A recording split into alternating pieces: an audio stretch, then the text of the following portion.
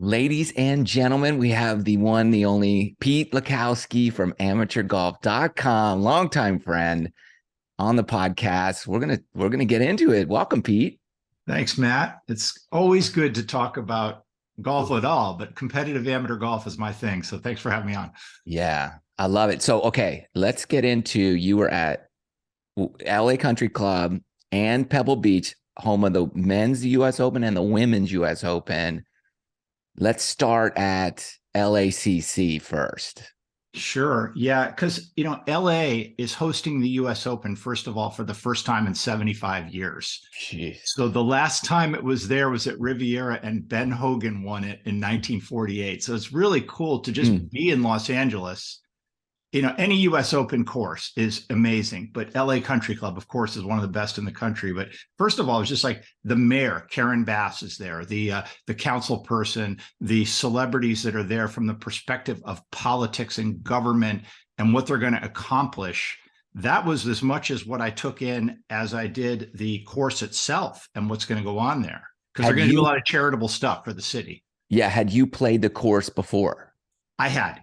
Okay. And every time around, I think it's only 3 times prior, just an amazing place. And I was also there for the Walker Cup in 2017. So I watched competitive golf there, but it's different now. Yeah. Spectacular track. I've played there a couple times.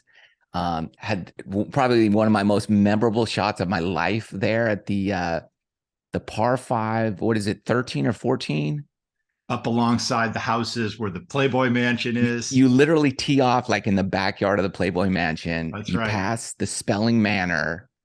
And then, my shot was just this hybrid from behind the green that just, I was it was a match play. I was playing against their, A player. And, that was the game changer for me. And the match, I ended up winning the match. But that shot, instead of chipping, I putted it with hybrid and went up there. And I was like, oh my God, I'll never forget it. It's a spectacular place. It is pressure, and it's like the low cut grasses are everywhere. Then that little stretch of holes when you come up alongside the houses, and then I think it's going to be one of the shortest par 3s, if not the shortest in US Open history. They have a tee that's all cordoned off right now. They didn't want any of the media hitting from it, but it's at about 83 yards. I'm looking at it right now. Number 15, Los Angeles Country Club. They show it at 124 yards, but they've got a tee that's like 83 or 80 something yards. No way. They're going under 100 yards. It's tiny. It's a tiny hole. It's basically like a miniature hole that is going to make such great TV. And whoever is going to win the US Open, they're going to feel pressure about an 80-yard hole, because you could make a 6 on this little par 3 if you're not careful. Well, they did something like that at Marion, didn't they? They had a short par 3. I think Mickelson so. blew it. Yeah, Pebble's famous for number 7, of course. But yeah, it really was amazing to be there and to be in Los Angeles and know that the property itself on Wilshire Boulevard is probably the most expensive golf course real estate maybe in the whole world. And it's huge because they have 36 holes there. They've got a beautiful facilities, and the clubhouse has all been done over. The people that were there that day really made it special. And like USGA does it right. They had Dewar's as a sponsor. And so everybody got an individual bottle of scotch with our name on it. Oh my gosh. Yeah. How incredible. Now, LAC, they have a no celebrity policy for members. Sort of, kind of. Yeah. I think it's just a thing that's been unknown, that the celebrities, either because of the club's desire or their desire, wind up at Bel Air Country Club or Riviera.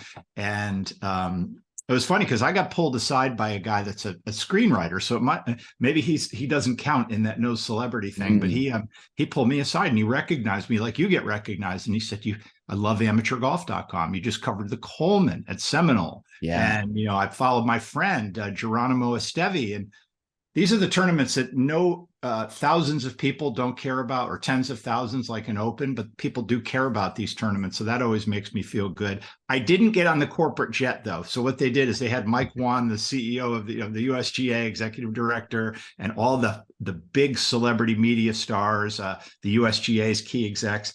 They all flew on a jet right from LA to Pebble Beach, where the next day on Tuesday was the media day for the US Women's Open.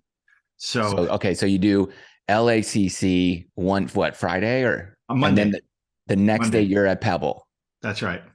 That's right. Yeah. What a fun And ride. All right. Well, tell us give us your takeaways from the course, just in general, like the setup, what it's looking like, um, and then give me like who do you think will do well at a course like that? sure. Yeah. I thought a lot about this, not just for this call, but after I said, who's going to win the Open? I've just played here. So let's start there. First of all, the course is fairly, there's no second cut of rough. It's not the traditional tree lined course with one cut of intermediate and, primary and then the next cut. It's not like that.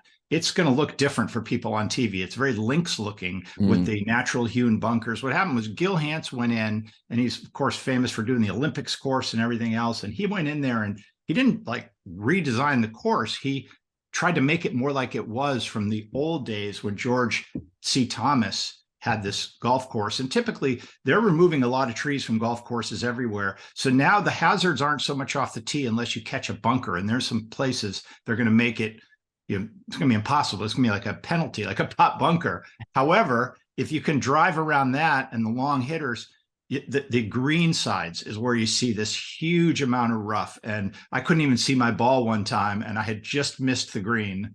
So that's where it's going to be. It's going to require a Jordan Spieth, I think, to answer your question. I mm, feel like, you remember Chambers Bay, right? yeah, yeah. And it's going to be if it's firm and it doesn't rain, a guy like Jordan Spieth who's done it, everybody seemed to write that guy off, and I just feel like he's due to break through and have another amazing run.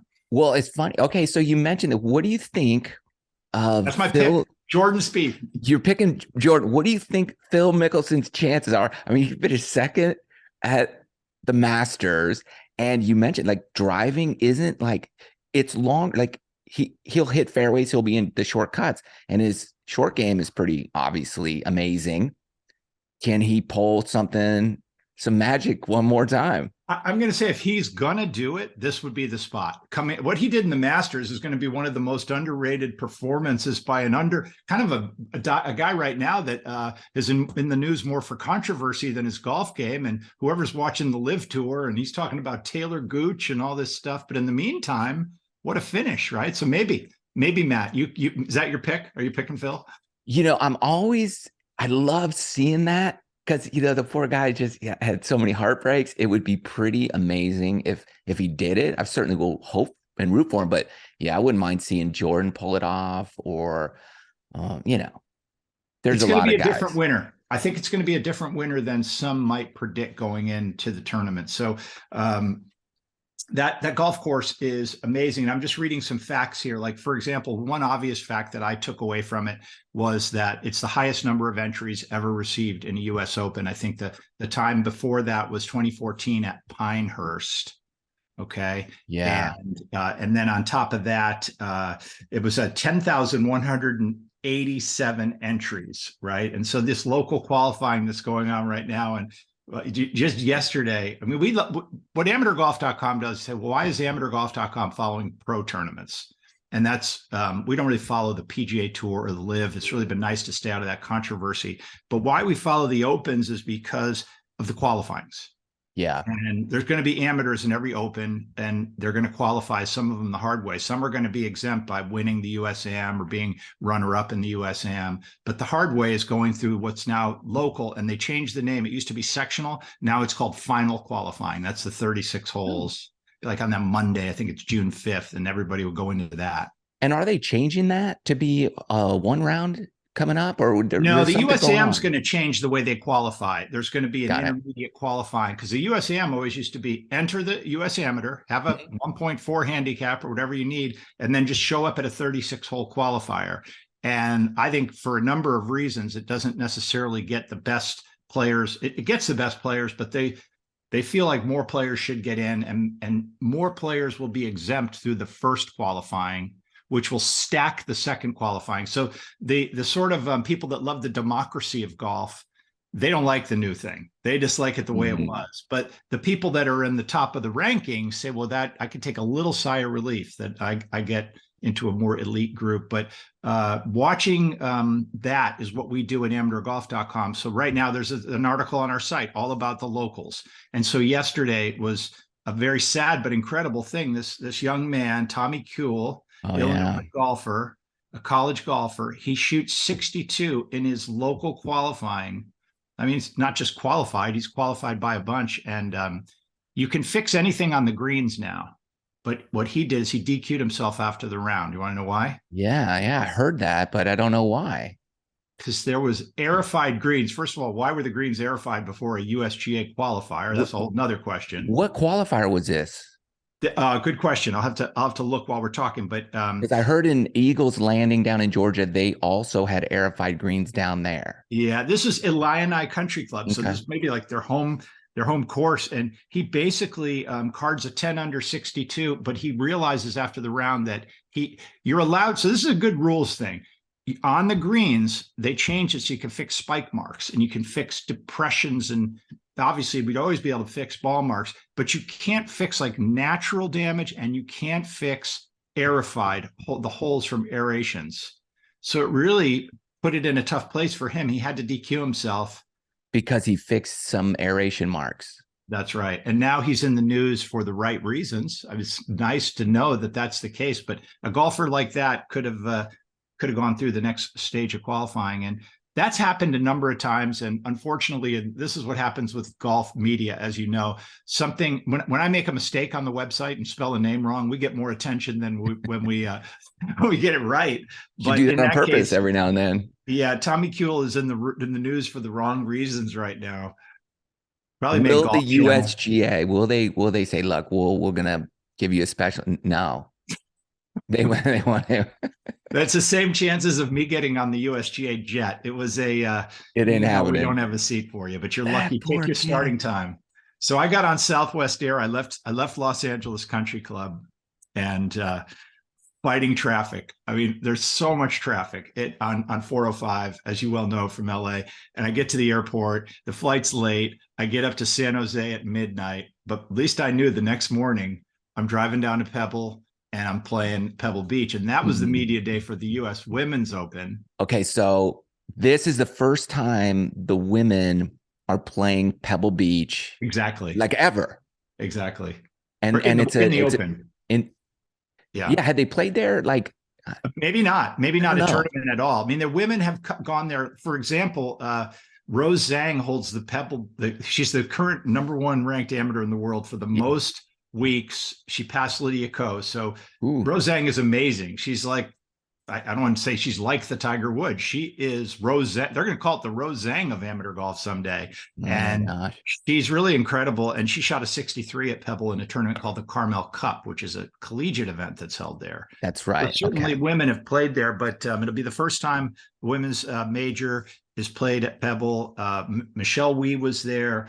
Christy Yamaguchi was there. Brandy Chastain was there. So in a sense, the media day for the US Women's Open, it was totally different. Like in one media day, you had the mayor and talking about the impact in Los Angeles and things like that. Like at LA, before we even leave that, they're going to take this course called the Maggie. It's within the Jim Thorpe. No, well, there's a park there in LA, and it's I can't remember the Maggie name. Hathaway or something like that. Yeah, I think it's right, but it's within a park named for a famous athlete that's slipping my brain right now. And within that park, there's a course, and it's small, but they're going to do it all over. That's just one of the efforts from LA. But at Pebble, it was talking about the impact of women's golf, women's sports, Title IX, how things have changed over the years. And Michelle Wie was there. She's of course exempt because she's a champion from 2014 at Pinehurst. So she'll be playing in that, huh? She'll be playing in it. And so here's one: she had never played Pebble before. Okay.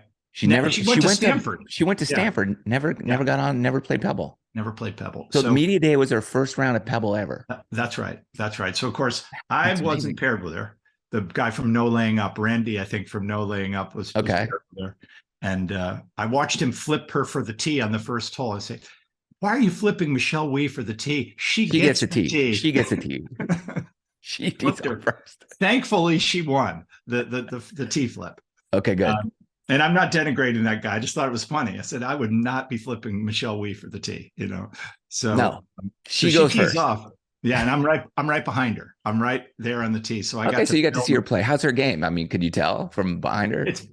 it looks exactly like you would expect that she has been playing every day. I mean, the Okay. swing is perfect. It's on Yeah. plane. Number 10 at Pebble. She went on the back nine and Okay. she just laced it right down the middle. No problem. Mhm. She had some white down vest on, a lot of clothes on, and because it was cold. It was a cold day. Yeah. Yeah. And then I tried to play behind her, but the guys I was playing with, they insisted on holing out. You know who you are, guys. And they insisted on holing out. I wanted to be right on Michelle's tail. It's the one day you'd like to wait for the people in front of you because I wanted to see Yeah. her hit all her shots. Yeah. I mean, it's just media day. What are you, We couldn't you going keep to up. post around somewhere? Yeah, we couldn't keep up with her. I don't think I'm posting that round. I'm just having a good time. So, No. okay. How is the US Open at Pebble set up differently for the women versus when the men had played? So that's a good question. Yeah, I mean, that first of all, like people wonder a lot what the yardage is. What yardage are they going to play this course? And it's 6,505 yards, right? So that's about the same yardage that we play senior golf for age 65 and over or 55 and over at amateurgolf.com. So we have events. But in the USGA, they'll creep up that senior golf now to 67 to 6,900 for the Mhm. same reason the pro yardages or the young yardages are going up. So, 6,500 yards, looking at some of those holes, like the stretch of 9, 10, actually 8, 9, 10, and 11 are some of the toughest holes you'll play in a row at Pebble. And it goes 394 for number 8, Okay. 432 for 9, 428 for 10, and then it starts easing up a little bit. So they're getting a lot of golf course for their money there. And then if the weather kicks up, which you never know, they could get some wind out there. Who knows what'll happen? That's right. So I don't really have a prediction for the women. It could be anybody, but it's just a totally different golf experience. Playing there 2 days in a row. LA Country Club, you won't see cart paths. It's a mostly walking course. So that was the biggest thing. When you get to Pebble, I love Pebble. I think it's one of the greatest places in the world. But if you fly a drone over Pebble and you look at it, you can't miss the cart paths. They're Yeah. there. They're part of that golf experience. When I compare Pebble with Bandon or LA Country Club, that's the biggest single difference. But the hole values at Pebble, every single hole, and some people criticize some of the inland holes. I think they're all amazing golf holes. Yeah. The greens are tough to putt and hit, and the par threes. So I had a really fun day at Pebble. I didn't get paired with Michelle Wie, but That's all right. it's okay. That's Yeah, all right. yeah, That's it's all right. okay. So the just the dates on those tournaments, it's July 6th through 9th for the US Women's Open. Okay. And it's June 15th through 18th. So if you figure today's May 10th, we're a month away from the men's US Open. And there's a PGA in there too. Yeah. And there's a major in between. Yeah. I love how they restructured it so it works out like this. I like this schedule I personally. totally agree with you. It was too long. We all know the season's long. Yeah. And I think it's one of the reasons that Live Golf even had an opportunity with the fact that the season on the tour kind of just by being 40 weeks or 50 weeks a year, you dilute your product just as a course of action. That's just the way it's going to be. Yeah. So you've got your finger on the pulse of really all the young top amateur players. And now they got these NIL deals and they can make some money. But what are they saying in terms of like what are they looking for? Are they going PGA Tour? Do they want to be on a live tour? What are their aspirations? Like in I general? think the PGA Tours, I mean, the Live Tour didn't exist. Even when an 18 or 19-year-old grew up playing golf, they didn't dream of being on the Live Tour because it didn't exist. So we haven't gotten to the point where anybody's life aspiration is play the Live Tour. Requires a lot of travel. If you look at it today and look at what the PGA Tour is doing to make it a better experience and more money for golfers, they magically, I mean, one thing Phil was right about, they did have like 800 million in their coffer somewhere, and they magically found 200 million to start paying out to players. They're going to keep doing stuff like that. So I think if you're able to get on the tour, and the live money they were buying players for a while, but I don't see them doing that as much anymore. These huge deals where they would get somebody like James Pyatt, that guy won the U.S. Amateur. There's no guarantee he'd be successful on tours. I use him as an example, not in a bad way, but only because if I were him, put politics aside, the money he was offered is a sure thing in his life for all the work and success he had. So I'm not sure that exists today as much as it did when they were first forming the Live Tour. And plus the PGA Tour is better, and they've got this PGA Tour rankings, which guarantees you some status. Like somebody like, but this NIL program, now that's changed, because when you look at Sam Bennett in the Masters, he's Yeah. getting paid. Yeah. And that didn't exist 5 and 10 years ago. He's got a hat on from I think they make, the company makes those plastic crates you put in your backyard. Yeah. I forgot what it was, but They're yeah. great. No, they're great. I have one. I was like, yeah, they're sponsoring Sam Bennett. And he had something else on the side, and I think he's playing ping clubs. But that was really good for us, because whenever anybody's searching for amateur golf, it just really elevates the number of the SEO and the Google searches that wind up in our website. And the next day they were talking, if you remember that in the Masters, when he had such a run there, they were talking about him leaving and going to play Texas A&M Aggie Invitational the next day. The next 36 day. holes. Uh-huh. And anybody with a brain would say he's probably not going to do that. But I put an article up on our website that, once I knew that he wasn't playing, it said, without Sam Bennett, Texas A&M prepares to defend the Aggie Invitational, which they didn't win. They were the defending champs of their own tournament. Wow. So but that article was our single biggest viewed article in April, because everybody wanted to know the question, is Sam Bennett playing in the Aggie Invitational today? Oh, interesting. Yeah. On a Monday. Yeah.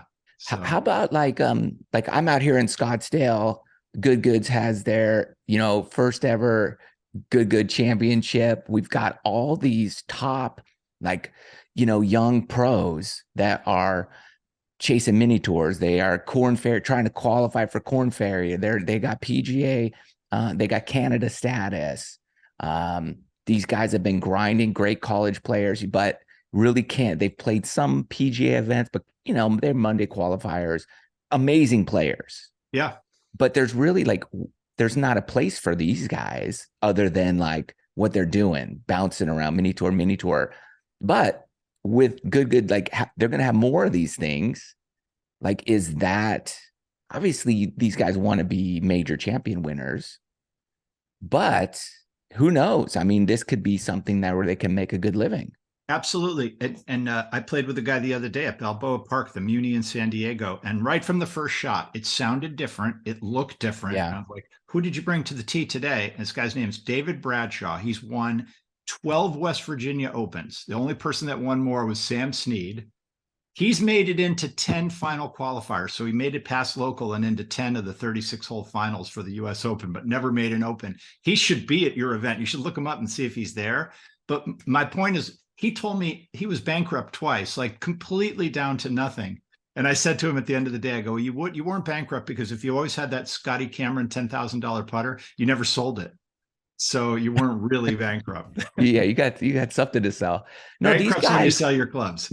We got guys that are, they're, I can't give away any scores and stuff, but, 4 under got you in a playoff.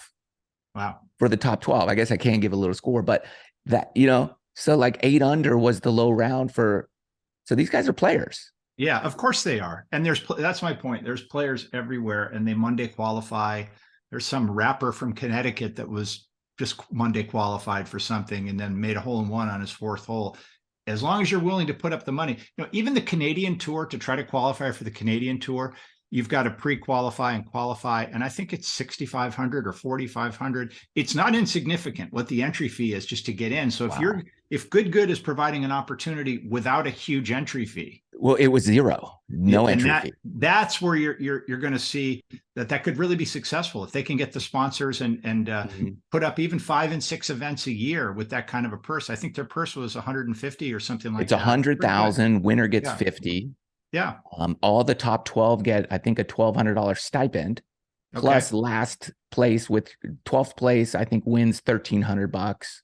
So you're guaranteed top 12. You're guaranteed $2,600. Pretty good. No entry fee, so it covers some costs. But a lot of guys flew out from around the country to be a part of this. International players were here. Sure. And I don't know. It's who knows, but it's really cool to see the landscape of golf kind of evolve over the years. Yeah. And what's amazing to me is that even with all these big money deals and how expensive it is to live life, there's always people every day that are trying to do this, that think you've got to have a lot of audacity to say, I can do it. I can be a pro golfer. Well, what have you done before? Nothing. And I get the call. No, I get the call a lot from people that ask me what they have to do to be a pro or play in the US Amateur. And I usually say, well, find the club champ at your club, the best player at your club or in Mhm. your area, the city champ, and play that person. Because if you can't beat that person, you'd have no business going outside your area. But sometimes it is that person, or sometimes there's late bloomers. I've met a lot of golfers that have started later in life. I remember the pro Rob Pampling. I asked him, what did you do Oh, in amateur golf? He said, I worked in a pro shop till I was 23. He was a tour winner. Larry unbelievable. Nelson was the famous story in the old days, a US Open champion that didn't start golf till 21. So it's there. If It can be done. it's a dream. How about you, though? Are you pro or amateur? I want to know what your check's going to look like. That's a good question. I haven't won any money playing golf. So I did go for a champion tour pre-qualifier I played in a couple weeks ago. Mm-hmm. And I think my mental game's a hot mess, to be honest with you. But so other than maybe 4 holes, 5 holes, I had a few bogeys, but like 2 holes I just blew up on, just lost my marbles Yeah. mentally. The rest of Well, the that's time I was because you're not fine. doing it 20, 30 weeks a year. You've got a lot of Yeah. obligations with your business you're thinking about all the time. You're constantly editing content. And I've known you for a long time. And when we talk about what it takes to be a creator, Matt, it's as hard as any success on the golf course, because every day there's some new creator No. and somebody else. And I've even noticed on our own channels, it's just hard to get views. It's hard to get in the algorithm. So good. You're wearing the good hat. And Mr. Short Game, though, is I'm proud of you, what you've accomplished. And you, as far as short game goes, we were just talking about you somewhere, and we're talking about maybe doing this clinic at an event at Pine Needles. If I can just Yeah. drop a little potential thing we might do together. And if we do that in October, it'll be around Halloween. And that would be a good opportunity for somebody to get a chance to improve their short game, because you're very good at teaching it. Yeah. Thank you. It's been exciting. And, speaking of that, like even with the, in that qualifier, I played speaking of a short game and equipment, like Edel, I played their clubs in the qualifier. Mm-hmm. And it wasn't the club's fault I didn't make it. Certainly, I hit those really well. It was my brain. But let's talk a little bit about, because that's kind of new stuff, that Edel equipment and It what they're is. doing.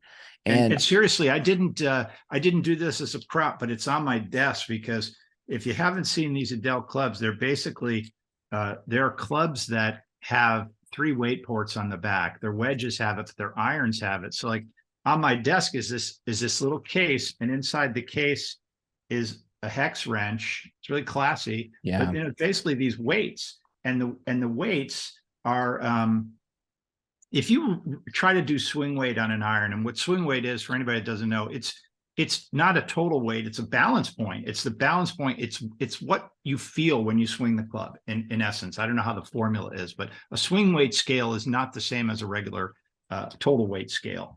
And I had the clubs made for me. Adele made me a set, and non-disclosure, just full disclosure, they're a sponsor. But they made me a set, and they were too light. I just couldn't feel the club enough as I thought I would want to. So they had an extra set of weights for me. And it took me about 5 to 10 minutes to swing weight this whole set. But you're putting it in weight port, so you're not changing the feel of the iron. If you do it in a golf shop, they're going to stick lead down the end of the shaft. And that's going to change the way it doesn't even take a scientist or anybody, an engineer, to know that's going to change the club. So I love the concept they're on, but you don't buy them just for that. You buy them. It's a really well-made product. Every set is custom made, and they're in Colorado now. It's not a secret anymore that Doug Coors from the Coors family acquired the company. Yeah. And you're going to see that on both of our channels as a kind of a different product. It's different. It's different. Yeah. They sent me a couple sets. They sent me the SMS and the SMS Pro. Mm-hmm. And I like the Pro. It's got a little thinner profile. So I was hitting those. I was a little concerned that, okay, are these going to be too bladey? How are my misses going to be?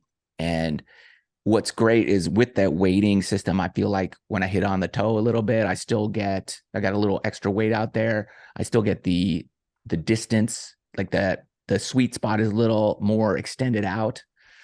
So the misses aren't bad at all. I love the look. I let a friend of mine, like he's probably an 18 handicapper. He used the SMS. First time out, he gained probably 10 to 15 yards off his irons. You're Now he losing had a those super clubs, old Matt. set. No, you're losing those. Yeah. So yeah, I'm probably never going to see those again. I think you better But keep track I of them. wanted to see like how can somebody, just pick up a new set and what happens. He loved them. Yeah. So I'm really liking what they're doing. And then I had their wedges and stuff I used out at Bighorn. And I mean, I love the look. It's got more of a rounded shape on some of these wedges. I love the look in the field. They were great, not just to say it because, they sponsor some videos, but they're just a great feel. And I Yeah. love I'm going to do some more content on just how moving the weights in the wedges affects like where you make contact with the sole of the club for your chips and pitches. Right. I think that would be perfect for your channel as well. And I think when people look at either one of our sites or channels, it's pretty clear we cater to avid golfers, not just scratch golfers, but avid golfers. And avid golfers are very, very quick to point out when you're disingenuous or you have something. I mean, I wouldn't sponsor. I don't want to criticize any brands, but there are some brands that make some golf clubs that just wouldn't make sense to be on our deal. So amateurgolf.com has pretty good brands, and Adele is they're in a very unique spot in our site because they're not going to be 40% market share, but they don't need to be successful. So I saw a guy with an Adele hat in North Park in San Diego the other day, and he said, "Well, I have the putter, and I want those irons." And I know I sold a set of irons because I told him how I had a combo set. I have the 5 and 6 of the SMS, and then the rest of them are the lower profile, the Players Club. Yeah, That's great. Okay, so what else? You got any hot takes for us in the world of amateur golf, up and comers? People on that we should like, we're all like, where's the next Tiger Woods? Where's that guy?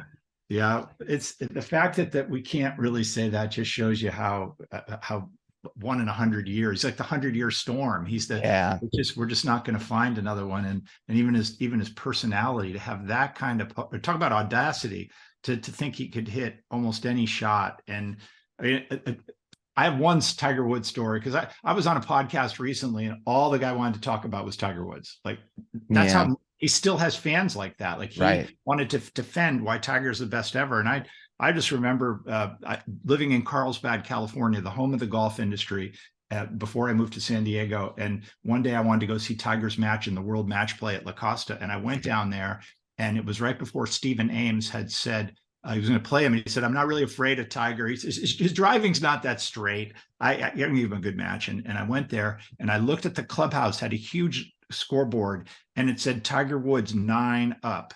And then they were on the 9th hole. They had just finished 9. So I'd come there to see the end of the match. And I ran down to the 10th tee because I wanted to see a match end 10-8 for the first time in like the history of the professional game. Yeah. And they tied 10. Oh. So he ended up beating him 9-8. And so if you remember the media interview, for those of us that are old enough to remember that, every question they asked about Stephen Ames, he just answered 9-8. And so I think the audacity and the fact that he could actually step up his game. The only one like that was like when Jack Nicklaus, somebody put an article, I think his wife put an article on the refrigerator one year that said Jack's too old to win, and then he went out and won. And there are stories like that, but there's just rare people. So in amateur golf right now, I don't know. We talked about Sam Bennett. I don't know that he's going to be a next anybody, except I think as that individual personality. That's what we're looking for beyond just the game, right? And Phil has it. Whatever your feelings on Phil's a polarizing player, but he has it. Michelle Wee had it, has it still. And when I was in her presence, 1 foot away interviewing her, and I clipped my mic on her, I had to clip my little mic on her, and I didn't know whether I could, actually, so I actually had to handed it to her and she put it on. And that's great. She's got, and she's tall, her smile, and what she's done in golf. And she didn't even want to talk about her US Open win. I said, your US Open win, that was incredible. But when I mentioned Rose Zhang, she wanted to talk about Rose Zhang. She said, "Oh, Stanford. We've talked about how much she loves Stanford and what a great young lady she is." So it was nice to actually, since I didn't really hit home with the US Open question, she kind of was like, "Oh yeah, that was great." But when I asked her about Rose Zhang, And so I said, here's a woman that's probably almost, at a point in the game where she's got a child, she's married, she's Michelle Wee West, but she is a huge athlete. And she was standing alongside Brandy Chastain and Mm, Christy Yamaguchi. And I think to myself, those sports icons are few and far between, right? So yeah, I don't know who the next one is, but I know that when I watch amateur golf and I see these collegiate players, there was a time back in the 70s and 80s where everybody critiqued golf for being like robots. The PGA Tour player is a robot, doesn't show emotion. I don't see that at all. I think like Sam Bennett is going to be needs a full handlebar mustache and really to go yeah, full yeah. Yosemite Sam. That's great. And we, Well, Texans too, right? Texans are. yeah, yeah, popular bunch. You I'll don't tell get you. a short answer with me, Matt, but No, I love that's it. my I answer. love it. The what was funny was the other night I was out at the Good meetup at a Dobson Ranch out here in Scottsdale. There were over 2,000 people came out to see. I mean, I had never seen a frenzy like that of people surrounding an entire hole. Honestly, like that, it was Tiger Woods-esque filming. Like if Tiger was there, that's what it would have been like. Yeah. That's how people would position themselves 2 holes ahead on the tee box and around the green, just so that they can be close to the action. Of the whole filming and the whole experience of good, or of the players, or which part of it? They just wanted to Everything. see the players. They wanted to be close to them. Yeah. They're super fans, And so every time they do these meetups, it gets huge galleries. Sure. And one guy, poor Garrett, rope hooks one off the first hole and nails some guy. It's all over social media. It's hilarious. The guy got taken care of a little bit. You got some credit to the good store and some. I think Callaway's giving him a set of clubs and.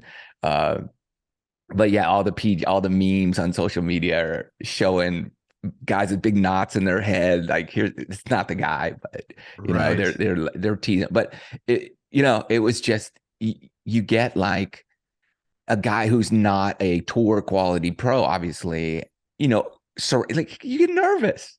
Yeah. But that's Yeah. just crazy. It's crazy to see people who are not on any tour, they're just regular dudes playing golf, and to see that kind of crowd come out for that, it's Right. pretty Now, amazing. did other media cover? Because if you think about it, it's almost like this endless circle. The YouTube competing with the traditional media. Did other media from like the local TV station come out to see this extravaganza, or is it just kind of a secret deal that's happening? Yeah, I don't know if local media was out there or not, but there's a lot of like social media people were out there posting about it. Right. So there's traditional media with PGA Tour and even Live, right? And high amateur golf. And then there's a whole new underground of like social media media, Right. which is totally different. And it Right. doesn't get picked up by a golf channel or anybody else. No. It's just its own little ecosphere kind of thing. Right. Well, and that's what of this media day, we talked about at the beginning of this podcast. If you're still with us at this point, that's cool. We talked about these U.S. Open media days at Pebble Beach and at LA Country Club. And what I noticed is that I've been doing this 23 years, and it used to be we had the traditional media and then a lot of writers, and there was always the hangers on, the people that they don't even publish anywhere, but they're on the list and they're going to show up, so they keep on the list, right? Right. And I'm somewhere in between. We have a very big audience. We have millions of people on our site, especially in the summer. So I'm pretty safe on my USGA invitations. But now it's the good goods, it's the no laying ups, because the USGA is all they care about is promoting these events to the highest number of people Yeah. for the lowest impact. And so when they host a day like that, and some of those people were on the jet. I was on the Southwest jet, but they were on the jet. They were on So the jet. Who they was were on on the the jet. jet? I I don't want to can't get on. say. I'm not in position to disclose who was on the jet. Cool. I know Good was not on the jet because they missed their flight. Their flight got canceled to LA, so they didn't go to LA. They had to fly straight to Monterey or That's whatever. funny. That's So funny. They didn't get to LA Country Club. they did not. They were Oh, supposed to be in LA and then head up to yeah. Pebble. So they only went to Pebble. So they got to Monterey a day early and played Spyglass and did their thing. So, I know they, in case anybody's wondering, they were not on the jet. Yeah. Pete, That's we're funny. going to get you on the jet, Pete. The thing is, I don't need to be on the jet. I was fine with it. I woke up in the morning at a winery and said that life's pretty good. I get Yeah, to life's good. play Pebble Beach, and even though a couple of the golfers were recording some very high scores, you're right. You don't post a score that day. You're out there. You're doing some filming. You're doing some Yeah. interviewing. Just the fact that I got to spend some time with Michelle Wee and just promote something that she cares very much about, which is women's sports. And even think about the sponsors like Nike. So for all the advertising and the sneakers they want to sell, they're promoting youth, women's all of that is coming up to sports. Sports is a amazing thing, and it's not just for the multimillionaires. It's what it does for people. What about a young woman that is in the business world that plays golf? What does that do for her when she can step up to the tee with any of the guys that are hackers and that snipe hook it, and she just right down the middle? Yeah. Yeah. I mean, Or a young man for that matter. But I just think it's a neat deal. It's yeah. like golf is a great equalizer. It always will be, and I believe that's why you and I are doing this. It's from the first match you and I had, we went at it at Bayonet Black Horse, and we played at Torrey in what's called the men's club, but it really isn't a men's club. It's a golf club. We have women in Yeah. the Torrey Pines Golf Club. We have 1,000 members. Yeah. That was a lot of fun. It was a Good times. blast, right? So I've really enjoyed watching your success, and I don't know what's next down the road for the competitive game, but the future looks pretty good for Well, you're golf in right it. You now. got your pulse on like amateur golf. Anybody's listening, check out amateurgolf.com. Go join the stuff. All your info's there. Tournament entries, trips. You host a whole like series of amateurgolf.com tournaments that are great. Father son events, Yeah. all kinds of 2-man championships. It's a lot I of take a fun. lot of flack for the father son because I could call it parent child, but it just doesn't have the same ring to it. So Yeah. we had a daughter this year at Bandon. We had 84 players, and we had Megan Carey, and she played college golf at University of Colorado. It was great to play with. I made sure my son and I played with her because I knew he would learn a lot watching how she goes Yeah. about her business out there. Good So stuff. Well, women are Pete, thanks for welcome. joining the podcast. You got to be a regular. We got to hang out and do this more often. So I'll be thanks back again. anytime. I'll be back, and I'll have you on ours as well. And thanks. But if you have any more golf in Arizona, enjoy it. Appreciate it. Take care.